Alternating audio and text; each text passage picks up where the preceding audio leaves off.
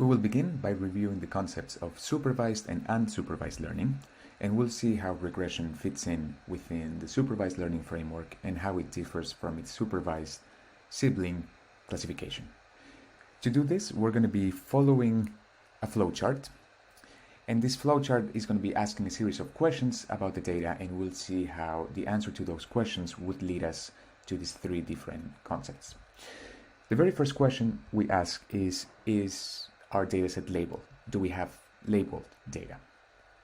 If the answer to that question is no, then what we're trying to do is we're going to be trying to infer some hidden structure or find some hidden structure within the data without using any labels, and that's exactly what unsupervised learning is.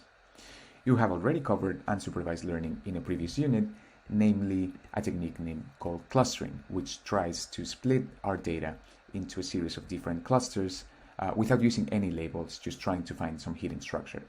You might even remember some specific algorithms on how to do this, such as centroid-based algorithms like k-means or density-based algorithms like dbScan. If the answer to our first question is yes, and we do have labeled data, then what we're going to be, our aim is to build some sort of model that would allow us to predict that label, and that's the definition of supervised learning. Now, in the case of supervised learning, there's an extra question that we need to ask regarding the nature of that label. And the question is that label numerical and continuous? If the answer to that question is no, then we're doing classification. We're going to try to predict one of k different classes, and this is known as classification, and you will cover it in the next module.